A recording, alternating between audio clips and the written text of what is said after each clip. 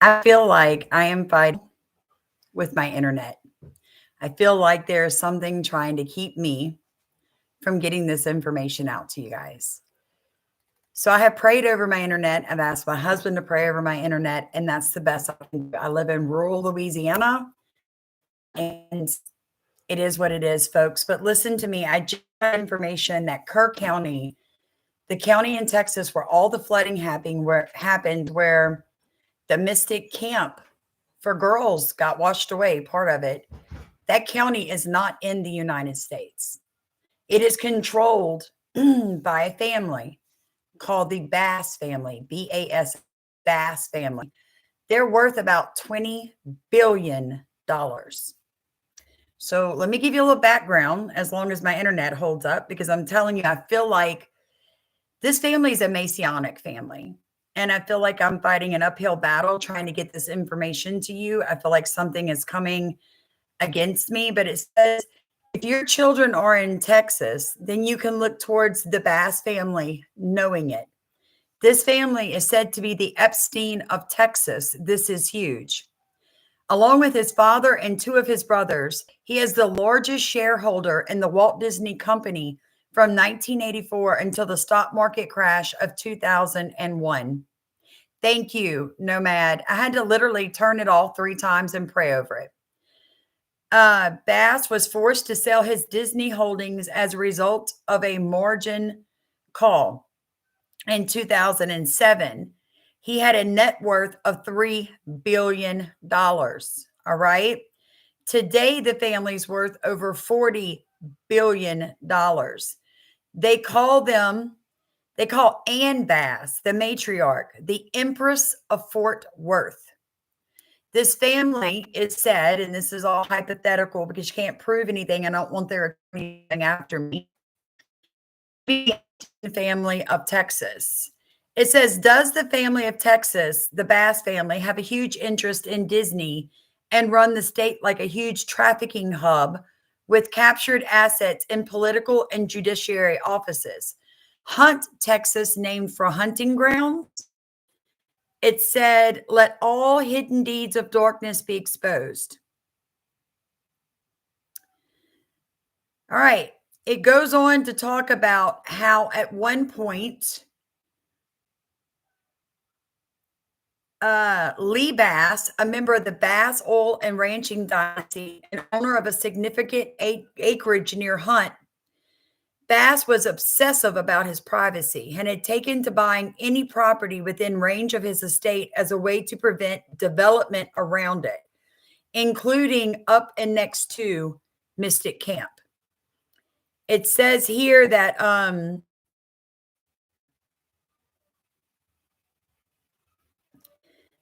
Dick and James picked up negotiations with Lee Bass, who is now putting forward several offers. He would buy the entire property and interest in the camp, Mystic Camp, for a total of $13 million. Good morning, everyone. So it gets pretty deep, folks. But even before I started hearing this about the Bass family being the Epstein family of Texas, you could see how the Bass family's influence was affecting Texas in different areas. So let you hear this very disturbing video. Like, this might actually get me killed. Please save it, do edit, share it. The more people who know, the safer I am. This is Epstein level exposure. I'm going to call him the Epstein of Texas. So that call you just heard was with an investigator with the district attorney's office. She wasn't lying. Tarrant County is not part of the United States government. Now, how is this possible? There is a family. Their name is the Bass family. The Bass family is worth over $10.4 billion. They're also major stockholders in Disney. They are like company owning massive stockhold shares in Disney. They're also partnered with Balenciaga. They own law enforcement. They own the judges. They own every elected official in the state of Texas. And they are a Masonic family. A Masonic family. who is involved in horrific crimes against children.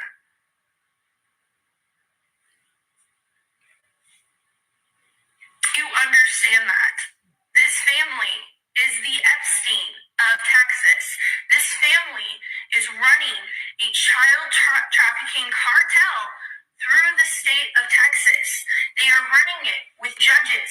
They are running it with sheriffs. They are running it with other elected officials. If you become an officer for the Tarrant County Sheriff's Department, you are required to go to dinner with this family, with members of this family. You have to pledge your allegiance to this family, not to the United States. I couldn't figure out how all these elected officials were breaching their oath of office. And now I know why. Because the Bass family owns them. Bass is the new Epstein. Like, I cannot say it loud enough. So this is the scariest video I've ever done. Okay, so she's saying, and I put on the title, sorry, I put on the title Kerr County, but it's Tarrant County. I'll have to go back and change that. Is not considered to be part of the U.S. Now, I'm going to have to dig into it. From what I'm understanding, it's the same or how Walt Disney World is not technically part of the United States, though it's in the United States. Yeah, Radio Wave, you did. She said, I commented a couple of days ago that these people count these deaths as these children in this flood as a sacrifice. They are all Masonic. Mystic Camp was a camp of the occult, whether they said they were Christian, and I'm sure there are a lot of people, average people, that sent their kids there because they were told it was a Christian camp, but it's Masonic infused. It's Eastern Star infused. And they're trying to bring up a new generation that will follow that line, so to speak. I do want you guys to understand that there's a lot of stuff going on right now, and it's bad. It's just so bad stuff I'm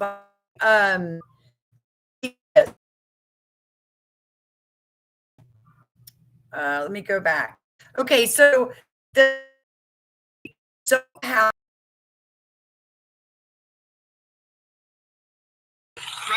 Tarrant County. By billionaire Ed Bass.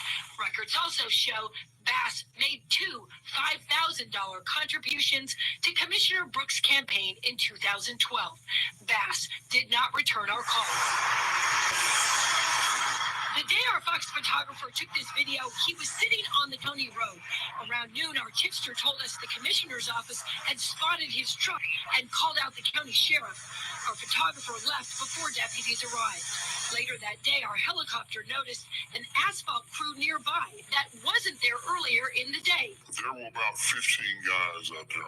This county worker, who didn't want his face shown for fear of retaliation, says he was working miles away when a supervisor told his crew to stop and quickly move over to that rural road and start laying asphalt. Was there a sense of urgency to get over there?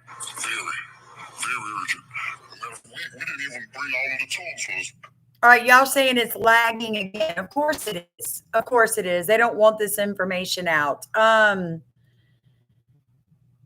So frustrating to be able to try to give you this information, and I can't get the computer to work. It's so frustrating on my part, folks. Now, Camp Mystic is in Kerr County. And they're saying that is there a Tarrant County too in Texas? Somebody tell me. I'm trying to find that out.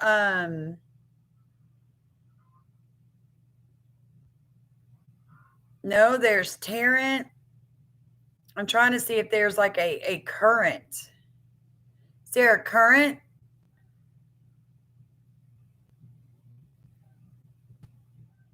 There's Tarrant County.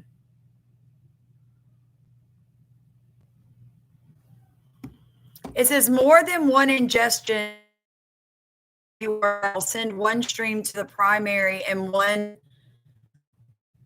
Folks, when I tell you I'm under attack with this computer, can y'all hear me now?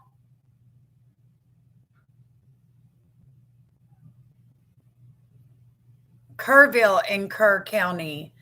I don't know, Eddie, which one it's supposed to be. I'm thinking it is Kerr County that they're saying. It's just the way they pronounce it.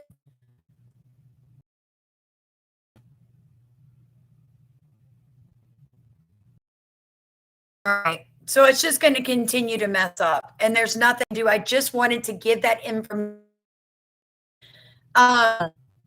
There's a lot going on right now with amnesty. Folks, listen to me. Do not believe what you're hearing about Trump giving amnesty to all of these illegals. I don't think it's true. Yeah, get behind these things. I do not believe that our president is fixing to allow all these illegals to stay. All right? I really do not believe that. And when I dug into it, I'm not the only one saying that. I do know, good, you can hear me, that as they're removing these illegals from our country, there's been 140,000 new jobs for American citizens. So that's a good thing. And this is what we need. Folks, if you'd like to join us in our Zoom this Saturday coming, well, you know how to do that, right? You just look in the top of comments, you send what you can afford, and we'll send you the Zoom link. I need more of you to get into that boat because we're going to talk about some things that need to be talked about that we can't talk about here. Because on the internet, they can shut me down. In a Zoom, they cannot shut me down in a Zoom. That is a private room that I pay for. Yeah, Fort Worth does have a lot of money. Now, the same the same Bass family that obviously controls the Kerr County and all of that, right? They controlled Disney World for a really long time. But the very, very worrisome thing is this. Let me fast forward it.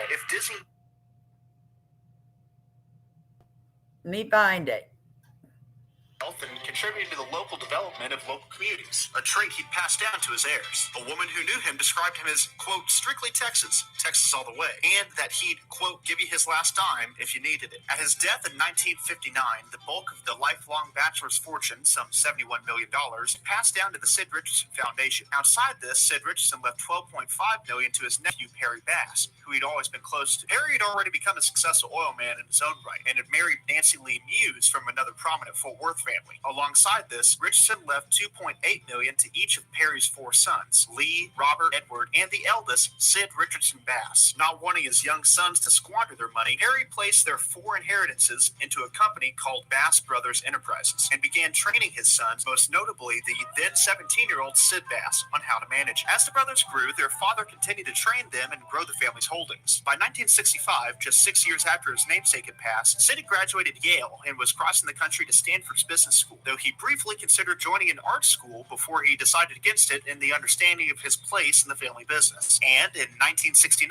only 1 year after graduating Stanford, Sid's father, Perry, turned Bass Brothers over to him, telling him, "It's your responsibility now. I'm going sailing." I'm on a boat, and it's going fast, and I got an article being passed me the Afghan. Sid, only 27 at the time, was now at the helm of a $50 million portfolio. For anyone else, this task would be far too daunting. But Sid Bass wasn't just anyone. He had a keen eye for valuing companies on his own, something which is readily apparent from his time in business school. But his real secret weapon was his ability to surround himself with people who knew more than he did. If he made a mistake, he'd own up to it. If someone else knew a better idea, he'd follow it. And that someone just so happened to be another Fort Worther from his days at Stanford, Richard Rainwater. As the story goes, Rainwater and Bass were good friends in school. Sid admired Rainwater's skill for spotting duds and, more importantly, golden eggs in the market. Once their time in school was up, Sid suggested to his friend that he should come back to Fort Worth and manage the Bass family's investments. Seeing the opportunity, Rainwater rainwater accepted. Through the 70s, Sid and Richard worked to diversify the family's holdings away from exclusively oil and gas, likely sparked by the Arab oil embargo of 73 and 74. The pair also realized that a diverse group of investments grew much quicker than focusing on a single industry. Specifically, they separated themselves from the growing trend of corporate raiders by buying into companies for the long term rather than the aggressive flipping of men like Steinberg. When the Basses bought into a company, they'd shake up the old management, usually by suggesting new leadership, and sit back and watch their valuation.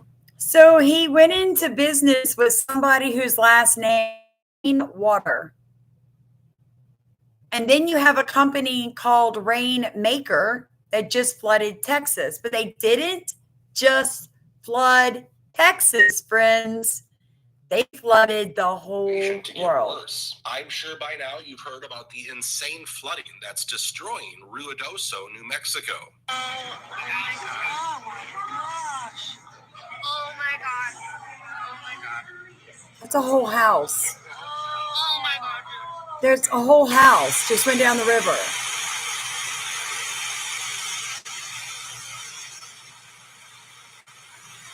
Once again, the water level rose in the Rio Ruidoso River by nearly 20 feet in just half an hour.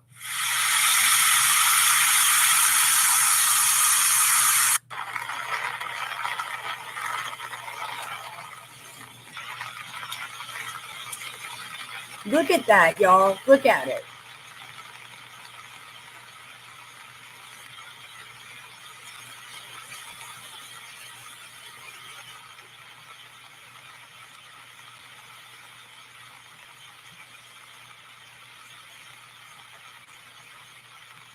As you know by now, that kind of increase in water is extremely lethal because many people don't even have the chance to save themselves. No, they don't. But from now on, this is unfortunately what you have to expect if you live even in the driest parts of this country. I mean, they are admitting that the floods in Texas and North Carolina could only happen once every 1,000 years, which makes sense if you know how much water struck Kerr County. In just a few hours, 100 billion gallons of water over this area here in this white fell. That is more than the amount of water that flows over Niagara Falls daily in a day. Massive water in a half hour is you can't just float your way out of it. But the question is, how did we witness 2 floods within a week while they are only expected to take place once every 1,000 years?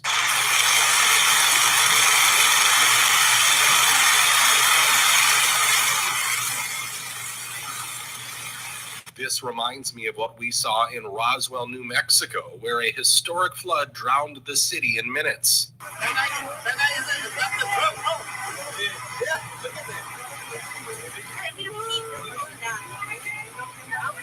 So Roswell, New Mexico flooded. So I was looking some things up and I found something interesting. First, for reference, they got 5.78 inches in one day, which broke the record since 1901. Historical. So I looked at the map to see where the flooding is, and I noticed that Roswell is on the southeast corner of New Mexico. Yep. There is a project with the U.S. Fish and Wildlife Service, and they would like 700,000 acres of land for federal control for conservation. Now, this land is actually owned by you and me. So I'm looking for this land that the government wants, and I start going through the counties. Because this land they want is in New Mexico and Texas. And I noticed Chavez County. And that's where Roswell, New Mexico is. And I guarantee you none of those people got flood insurance. Man, there is no telling what Mother Nature's going to do next. Now, this would come as a shock to no one that New Mexico also has a very robust cloud seeding program. In 2024, the state approved a 3-year-long cloud seeding weather modification program, which will cost taxpayers $1.98 million. Interestingly, the project...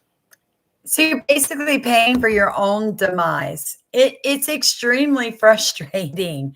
It also goes on to say, with this New Mexico cloud seeding program that the taxpayers are paying for, that if your home or business or even you are washed away due to cloud seeding, you can't sue anybody.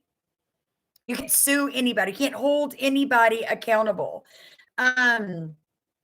Then it says that that Oklahoma, Lawton, Oklahoma is flooding. North Carolina is flooding. But I want you to hear the governor of Texas. It's sickening. Just listen to this And while man. millions of people are on edge because of all these flood warnings and this devastation, the Texas governor is busy telling us not to blame anyone. You ask, I'm going to use your words. Who's to blame? Know this. That's the word choice of losers. Let me explain one thing about Texas. And that is Texas, every square inch of our state cares about football. You could be in Hunt, Texas, Huntsville, Texas, Houston, Texas, any size community, they care about football. High school, Friday Night Lights, college football, or pro. And know this, every football team makes mistakes. The losing teams are the ones that try to point out who's to blame. The championship teams are the ones that say, don't worry about it, man, we got this. We're going to make sure that we go score again, that we're going to win this game. The way winners talk is not to point fingers. They talk about solutions. What Texas is all about is solutions. I don't know what he was trying to say, because when he makes a mistake and loses, it's their loss. That was the most speech I've ever heard from somebody in the middle. It was like horrible what he was saying. So my question is this, and yeah, I'm sorry, I said it was messianic. It's Masonic or Masonic, whatever it's called. It's not Masonic. I apologize. Somebody nailed it. Clarence County. Families from Kelly, because that's what I'm having trouble finding the information. So the way I thought it was Kerr County, and then the way they pronounce it, it sounds like current, but I guess that could be Tarrant County. I don't know. So, but anyway, I needed to show you guys all of that. Let's jump over. I want to read something to you guys real quick, because I think we weren't trained in our Constitution. Like, schools intentionally kept us dumbed down, and we weren't ever really taught about our Constitution. Folks, listen, my husband is not working due to the Georgie in his head that we've rebuked. They have diagnosed him as diabetes, and YouTube quit paying me. So if you'd like to get our newsletter and join us in a Zoom on this Saturday so you can talk to me and I can talk to you, please donate to our channel, whatever you can afford, so that we can continue to do this. You're going to hear a lot of people say they want to change the way and the function of the Supreme Court because the big, beautiful bill passed. Immediately, you started having federal judges, try to stop something that our, president and legislative branch had put through. All right. What they're trying to do now is, even though the Supreme Court ruled, and they did rule, let me explain that to you first. Let me find that and then show you what the Supreme Court recently said, folks, about, I got to find it for you.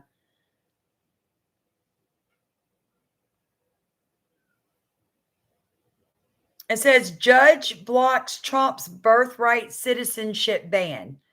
All right. So I want to show you what the judges have said about that so you can understand what's going on. Has blocked President Trump's executive order ban on birthright citizenship. So, Billy, what exactly is birthright citizenship, and what does this block do? Yeah, so it's this idea that if you're born in America, right, regardless of the circumstance, you essentially become a citizen, right?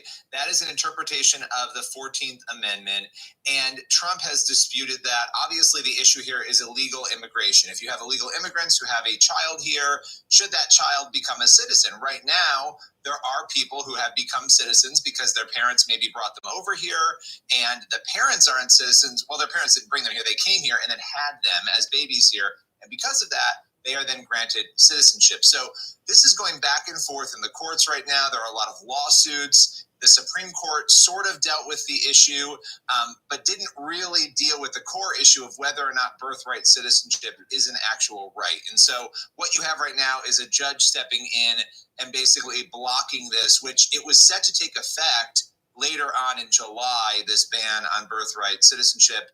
Now, who knows what's going to happen next? Well, what's interesting, this judge, Joseph LaPlante, is actually an appointee of George W. Bush.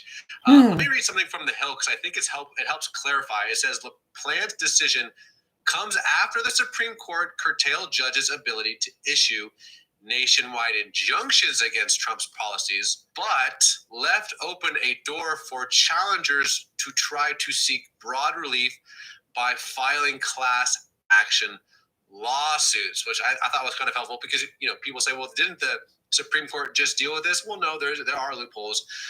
So obviously we're going to keep you up to date with this on CBN News, but what's next, Billy? What happens from here? Well, I think you're going to have a big battle about this, right? Because this is an idea that really, we had somebody on at CBN a few months ago, Claremont Institute scholar John Eastman, and he was talking about the history of this. This goes back very, very far, really trying to figure out, well, why was the 14th Amendment added to the Constitution, right? What was the history behind that? And so you're going to have to you're fighting a battle that goes back to 1866. He said at the time there was an attempt with the 14th Amendment to clarify, to codify the Civil Rights Act of 1866, but he said there was no court decision, no formal pronouncement granting this birthright citizenship. He talked about a number of the Supreme Court cases that had unfolded over the years. The one that everybody sort of points to, and I just want to give this history because it is important, United States versus Wong Kim Ark. It was an 1898 case, so over 100 years ago. Wong Kim Ark. I want you to remember that. And then I want you to remember that you heard me say this. That entire court case from the 1800s, I might add, had to do with one phrase: the jurisdiction thereof. Jurisdiction, folks. All right? My sheriff of St. Helena Parish, my sheriff has jurisdiction of me, of my property. When I 911, that is the jurisdiction that responds to me, not New Orleans Parish or East Baton Rouge Parish. And if it was for you, if you lived in Fort Worth, Texas, you wouldn't call Houston to help you if you called 911, because that's not the jurisdiction you are under. So when you have foreign entities in America birthing babies, dropping them like little anchors, the parents are not under the jurisdiction of the United States. They are under the jurisdiction of whatever country of origin they come from. It is not a hard concept.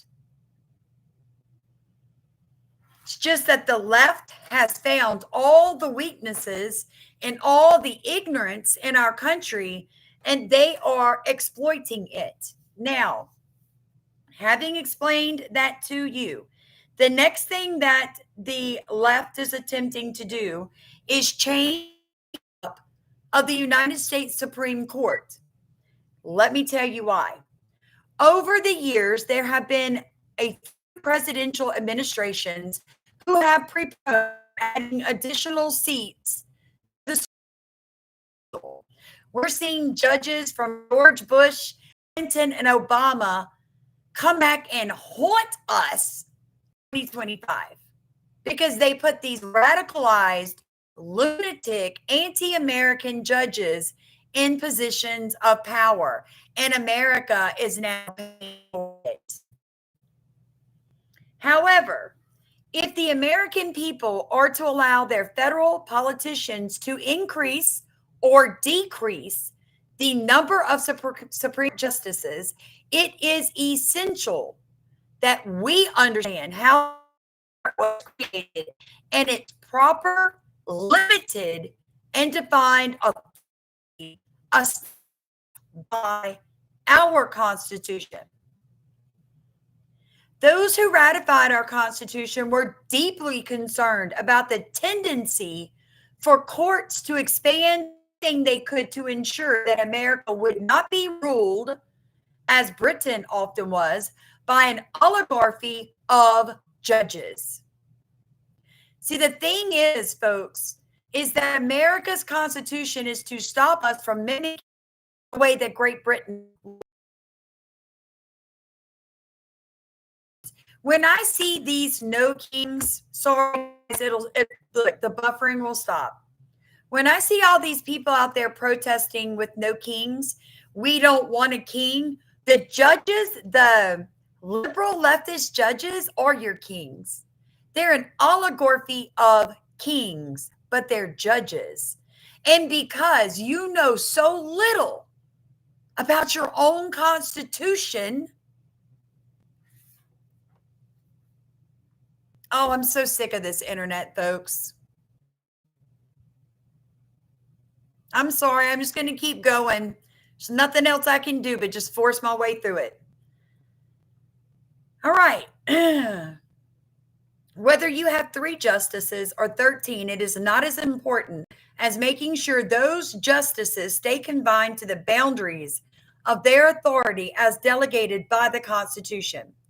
If we have justices that believe their authority is supreme, if Americans are taught to believe that the Supreme Court is the ultimate authority to their own power and the power of the federal government, we will, not by fact, but by error, the very government our founders separated us from.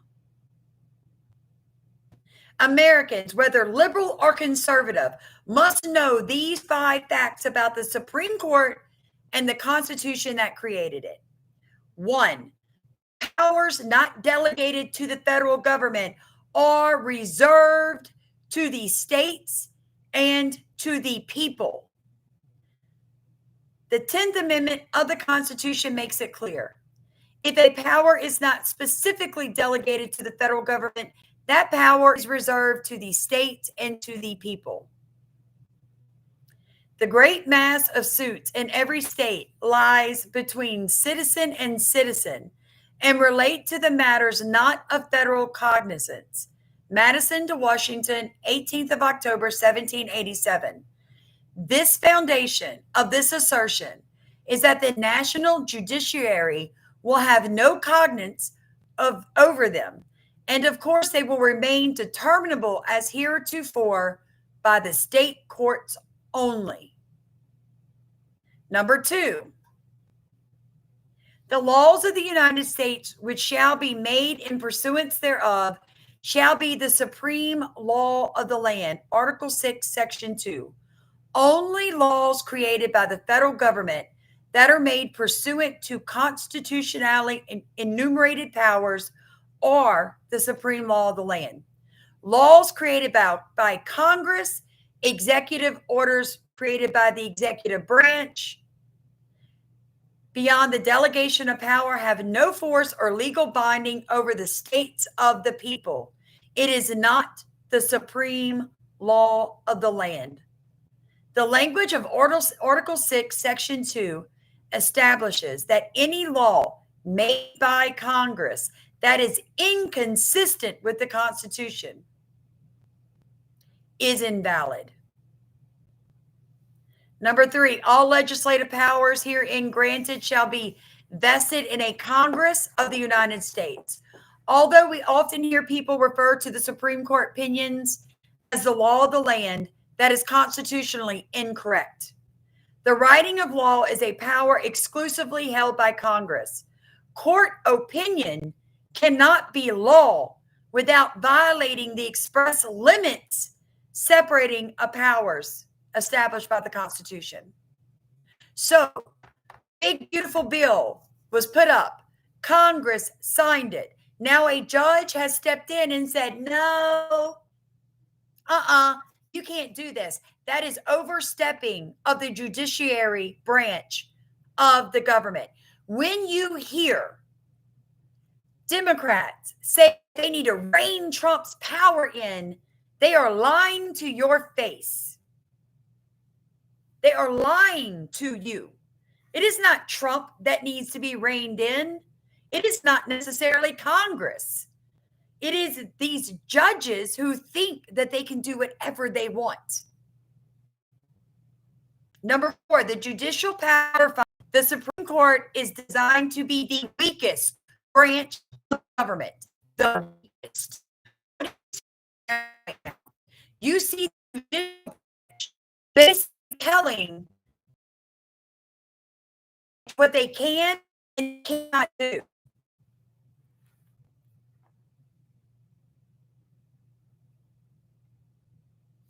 Now, I know that this is a terrible connection that I've got. Why is it terrible? Because they don't want you to do this. Satan wants you to just run around outside of the power designated to them by the Constitution. Thomas Jefferson wrote Gravity by step, and holding what it gains is gold. This was written by Chris Ann Hall, who is a constitutional attorney.